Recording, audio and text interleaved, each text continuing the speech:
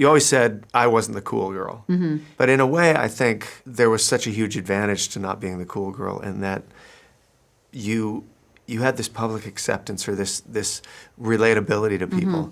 And I wonder if you know, looking back now, if you can sort of see the seeds and when they were sown of you making that transition, because you have this amazing business acumen and you've created this thing that didn't really, like now, of course, if a model's coming up, I'm sure it's just standard practice to go, okay, what brands am I going to align myself with and how am I going to turn my lifestyle into? Well, I think that, you know, look, as a model, when you're first, you're just like, who wants to hire me? And I can say yes or no, but normally you say yes in the beginning to everything, unless it's something like, you know, that you really, like a cigarette thing maybe, or something that you go, that's not me.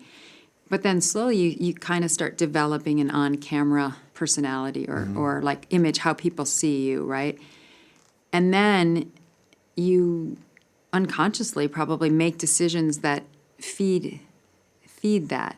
Whereas me, it was like Revlon, Pepsi, it was like American, it was accessible, it wasn't Hermes and like super exclusive.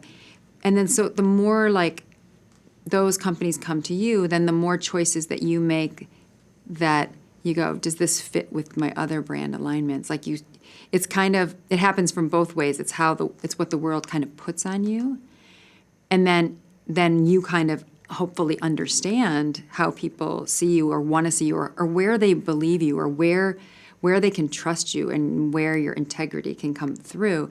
And then you make choices to reinforce that back. Right. And so I always make this decision, like, would my sisters like this? Like, would they understand this? Could they afford this? It might be slightly aspirational for them, but it's not like, you know, doing a Bugatti car ad where it's like, you know, that's like 10 people in the world can afford that or whatever. You know what I mean? It's like Revlon.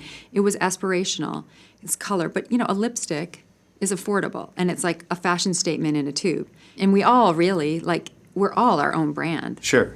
I mean, mine's played out on a bigger stage. But in a way, like how our brand is how we present ourselves to the world. Like the second you walk out your door, it's like, how do I want the world to see me? What do I, you know, what kind of attributes do I want associated with me? I mean, I call it brand just because I come from the world of marketing and branding and advertising. Maybe it's the identifying. Your identity. Right. The way the world sees you.